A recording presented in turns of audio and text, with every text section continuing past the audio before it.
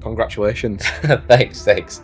Yeah, that's a top effort. A couple of like smaller triathlons. Nothing major, just a triathlon. It's nice just being able to flex every now and then.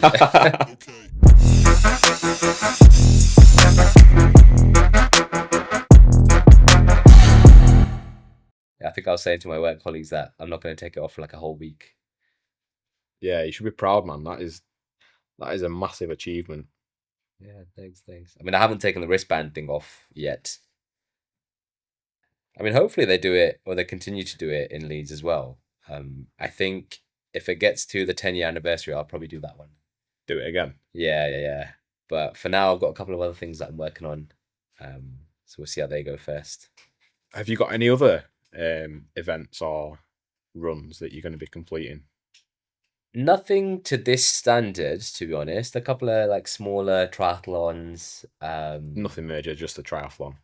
No, honestly, the small ones are so chilled. But this is what I mean, I guess. Once you've done an Ironman, everything else Everything else is just like minor. Literally. But the small ones are like, if you're thinking about getting into triathlons, the shortest one is like a sprint one, which is 750 meters swimming, 20 kilometers on the bike, and then a 5K run at the end. Nice. Yeah, so you probably get it done in like 2 hours or something. Yeah. That's decent. Yeah. That is decent. Serious.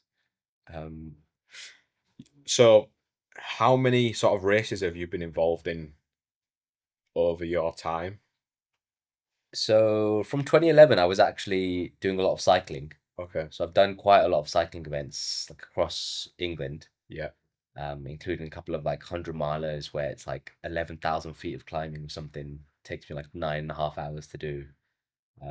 Literally my legs on fire, cramps in every muscle in my leg, kind of thing. That's serious. That must instill some hardcore mentality in terms of like, if you can endure that, you can do anything. Yeah, I guess so. That and probably I joined the army for a little bit as well. So went through their all training, Nice. list and stuff. So that instills another level of, I guess, craziness within yourself. But one thing I want to do as well next year is the Sea Kelpline 350-mile bike ride. Okay. So it's from Edinburgh to Birmingham. Edinburgh to Wow. Birmingham. And 4 days. how long would that take? 4 days. 4 days. Yeah. Where do you find the motivation to keep going and to keep doing more, to keep challenging yourself? Oh, that is a good question. For me, the motivation comes from signing up to an event. Okay. I'll be honest, I haven't done a lot of training in the last month since the Ironman, just because I haven't really got anything to look forward to. Yeah. But then I also understand that, when you go through intense training bouts, you need just that time to You relax need that and time to switch off. recover. Yeah. But yeah, so when I sign up to an event, that's what That'll motivate you to go to the next one. Yeah. So that's another tip as well for people out there who want to get into training. Just sign up. Sign up for because if you sign up for something, you have to train to get it completed. Yeah. That's it. How did you get into doing Ironman? To be honest, it was just one of those things I heard about and I put it on my bucket list. Yeah. One of those kind of intense challenges that I thought You want to do that I want to do, exactly. Yeah. That I want to complete. And yeah, I just want to feel good about having done one of them. It's not something that everyone's done. Yeah, I think like what 0.1% of the population. Yeah. Something like that. Yeah. Will complete an Ironman. Maybe even less. I think that's for a marathon. Yeah, I think it might be less. Like some of the figures I've seen are like 0.0002 to 0.001 or something. So yeah, Wow. hardly anyone, to be honest. Braver man than me. You know what? I think anyone could do it if they've got the willpower. Yeah. And if they want to as well. I think if you don't really want to do it and you're just forcing yourself to do it, you won't be able to. So what is an Ironman? So an Ironman is a full distance triathlon that involves 2.4 miles of swimming and then 112 miles of cycling and then a marathon at the end, which is 26.2 miles of running. So you've got a whole day to do that. Yeah. And you've got cut-offs within it. So to complete each section. Yeah. Each section. That's it. So you've got about 2 hours 20 to do the swim, about I think 10 hours, 10 hours and a half to do the swim and the bike, and then Okay. 17 hours to do everything. Wow. Congratulations. Thanks. Yeah, that's a top effort. Yeah, thank you. How did you prepare for the Ironman? A lot of it was around understanding the training needs Yeah. and the training goals. So it was something that I've been building up towards since 2020, actually. Okay. I signed up for a half Ironman in Weymouth, which is in the south of England, for September 2020. And then obviously COVID happened. Yeah. Still did the training and ended up doing my own kind of mini personal half Ironman myself. And then just kind of kept training for one. Failed to do a full distance triathlon in 2021. So that was called Outlaw, so a different brand. Okay. So that one definitely set me back, to be honest. I missed the cutoff of the swim by a couple of minutes. So they said I couldn't carry on. But although you saw that as a failure, did that help in terms of preparing your body for this next one? I think it prepared my mind more than anything else. Okay. It meant I had to understand properly what was due. And it meant I respected the thing a lot more as well. Yeah. So it meant I spent a lot more time swimming, focusing on my swimming practice, making sure that I was comfortable in the water, able to swim for long distances as well. And it's something that, even though I did get better, I was always kind of worried because the swimming thing comes first. And if you can't do the swim, you can't do the You rest. can't compete the rest of the day. That's it. Yeah, that's tough, man. Yeah. I think for this one, it took me an hour 47 to do Nice. the 2.4 miles of swimming. Nice. So, how do you prepare yourself mentally to complete a challenge like an ultra event like that? So you can't go into it thinking that it's going to be easy. Yeah. You have to know that you're going to have to make sacrifices. You're going to have to put things to the side. And it's also about starting small. So those first couple of weeks of training that I was doing this year, it might have just been kind of half an hour running, half an hour swimming, half an hour on the bike, kind of every day. Okay. As in one day, half an hour swim, another day, half an hour bike. Um, and then eventually it just slowly builds up. It turns half an hour into 45 minutes, into an hour. And then before you know it, on a Saturday, you're doing 5 hours of cycling, and a Sunday, you're doing kind of 3, 4 hours of running. Yeah. But it's just very slow progress. So, for anyone listening wanting to complete such a challenge, the best advice would be to just start, Yeah, definitely. whether it be a 20-minute jog, a 30-minute swim, you know, a 15-minute cycle, whatever it may be, just do something, Yeah. get started, build your foundation, and then progress from there. Yeah, that's it. A lot of the training is about building that foundation and building that energy. And it's not intense either. So a lot of it is in zone 2 for your heart rate, which, if you know about the different heart rates, is relatively easy. Yeah. It's like running while still being able to talk to people next to you. And a lot of the training is that, just 80% of it is just kind of steady plodding. Steady state. Yeah. That's it. That's it. So yeah, just start and slowly build up. How have you found that the training has impacted um your physical health, your mindset, and other factors like that? Ooh, it's a big question. I think off the back of it, as in having completed it, I've noticed a lot of changes in my mentality, resilience, in terms of my focus and determination as well. Yeah. I think it's shown me how far I can push myself to achieve a goal. Yeah. And there's a lot of times when you are training and it does get a bit lonely. You know, you can't really talk to people whilst you're swimming, especially if you're like swimming in a lake or something like that. Yeah. Um, but then it allows you to kind of get comfortable with yourself and to kind of really focus on that inner voice in a way that's positive and meaningful.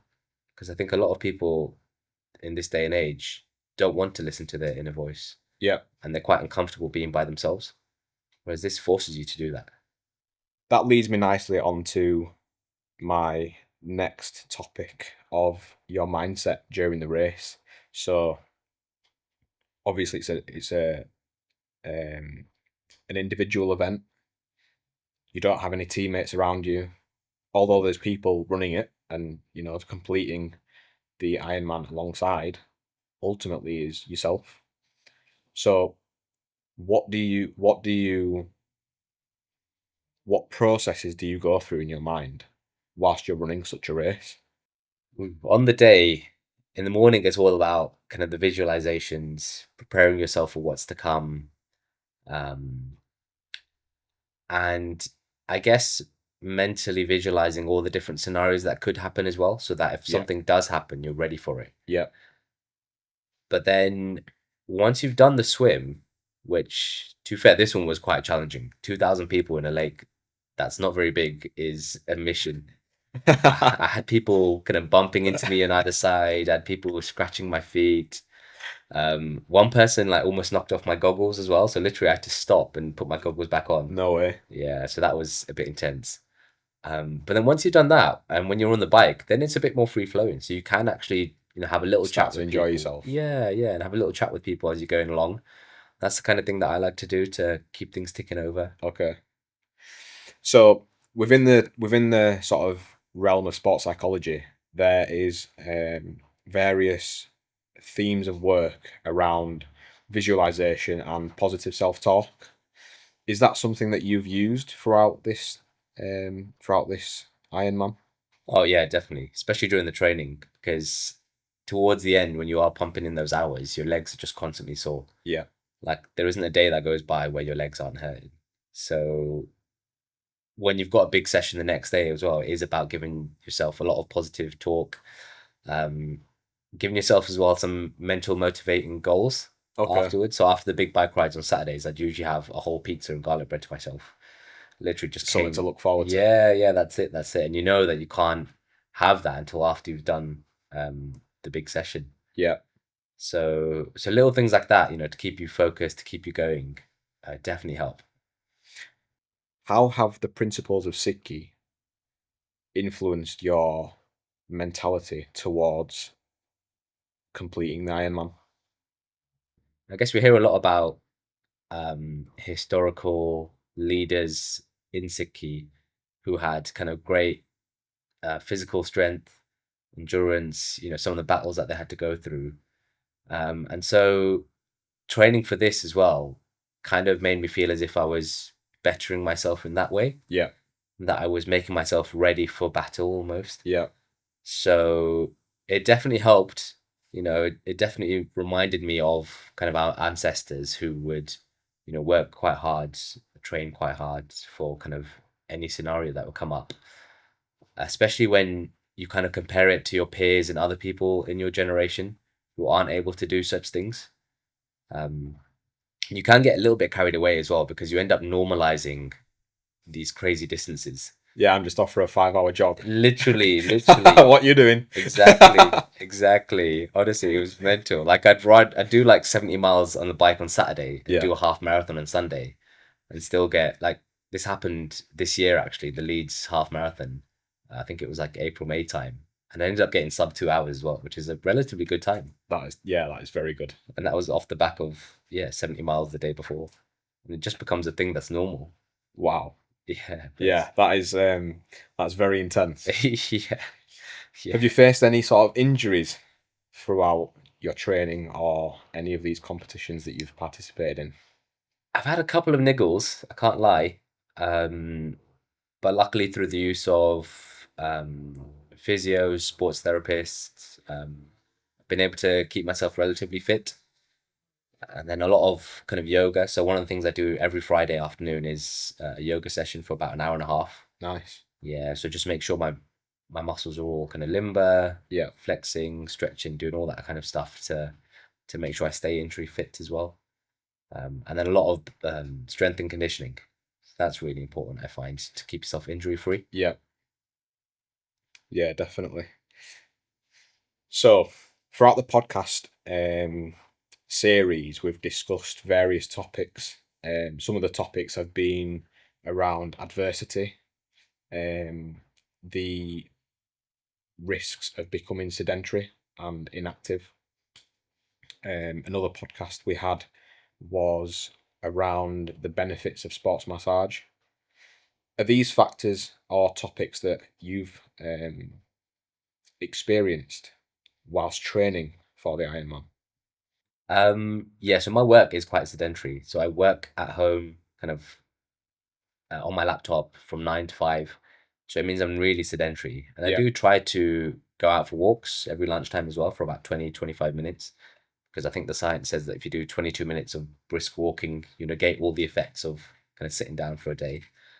Um, and so this training as well has also been really helpful in making myself fitter and better and negating any of those negative side effects of being sedentary. how has exercise played a role within your life? Oh, it's been one of the key tenets of my life. I think I was looking back on a Facebook post, when they pop up with those memories. Yeah, I think it must have been from about 10, 15 years ago. And I think I'd posted something that said, eat, sleep, train, repeat or something. So it must have been something I've been doing for a long for a time. long But time. yeah, it just becomes normal. How do you think your life would have differed without that anchoring element of exercise?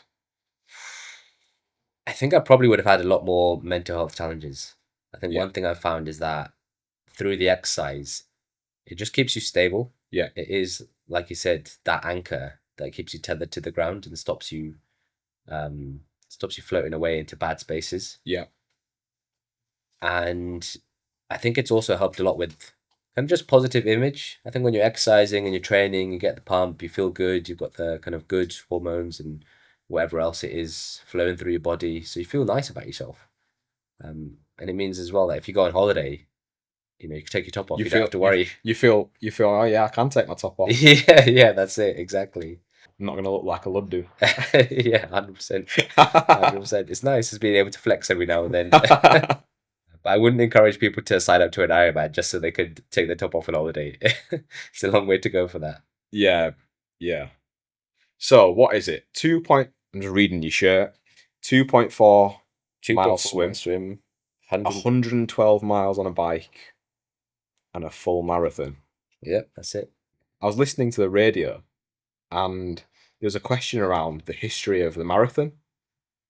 Okay. So the marathon is 26.2 miles Yeah. because of the distance between two castles in London. Oh, Is that okay. is that correct? I think so. I think the original marathon was actually 25 miles, and it was from Marathon to Athens. Because I was having a conversation with some colleagues recently about this. And it was someone who had run the distance to let them know that they'd won a battle or something. Okay. And then I think in the 1906 Olympics, something like that, they changed it. So, and this was the London Olympics. They changed it so it can go along the Mall. Yes. So it was extended during the 1908 London Olympics, where the race was extended to allow the royal family to have a better view of the finish. Yep, yep. There we go. Wicked. Yeah, and then since then it's just been 26.2. I think my next question would be for anyone listening or wanting to maybe get involved in exercise, not sure where to start, what would you recommend having gone through your own training and completed an Ironman on the other side? I think if there's anyone looking to start, and the key thing I would say is just start, as in any little movement that you do that adds a bit of resistance or gets your heart rate elevated is exercise and is better than nothing. Yeah, Some people think, oh, you have to spend an hour in the gym or, an hour and a half, you need a PT. No, just I was talking to someone about this recently and they said, look, just lie down on the floor and just stand up and do yeah, that 10 yeah, times. That's yeah, that's exercise. yeah. Do the same where you're lying on your front, rolling over onto your back, and then standing up. That's exercise. You know, Just do something. just do something. Yeah. I think as we develop, we're actually regressing. The more we progress through civilization, we've got all this technology. Us as humans, we're becoming less mobile. Yeah. Like, it's nuts. Yeah. Yeah. The amount of people that, I see or come across that have, contraindications or health implications because they're unable or don't exercise. And then You know, yeah, Yeah, it's hard to describe because I know what I mean, and I think the viewers and listeners will understand. However, the more we progress and we become more advanced, the general population are becoming less mobile. yeah, no, I get it. I Do you mean, know? think about 30 years ago. If you needed anything to come like to your door, it wouldn't happen. As in, You'd have to go nowadays to the shop you have to go to the shops, yeah, for what food, for clothing, for any other bits and bobs like furniture and stuff. In most cases, you'd have to go to the shop, or obviously for big items, they would deliver it. But now, even takeaways and stuff from all these different restaurants, you can just get delivered to your straight to door. your door, Yeah, straight to your you don't house. really need to leave the house if you don't want to. If you want to make friends as well, you can do Just that off everything social. up. And yeah, a lot of something that I'm seeing a lot of is memes about doom scrolling. Yeah, So like people just sitting in bed, scrolling, just getting that dopamine fix, yeah, reel after reel after reel. yeah. And That's like that it. is so dangerous. Like, get up, get out of bed. It's true. It's true. I don't know if you've heard about this challenge. So essentially, it's one where you leave your phone outside of your bedroom Okay. before you go to bed. And I've tried it a couple of nights. I haven't been able to do 30 days straight yet, Yeah. but it's a big game changer. I mean, I'm not one for doom scrolling most of the time, but it makes a big difference to just sleep habits, sleep, efficiency kind of thing. You should give it a go. I'll try it. I'll let you know. Yeah, I'll yeah. try it. 30 days outside the bedroom. Yeah, yeah. It's weird because you get into bed and you're like, I feel like I What should be doing something. what do I do now? Yeah, literally. It's like, oh, just I guess go to sleep. Thank you for coming on the podcast. I appreciate your time. Thanks for having me. And thank you for watching. This has been What You Sayin with me, the Muscle Maestro.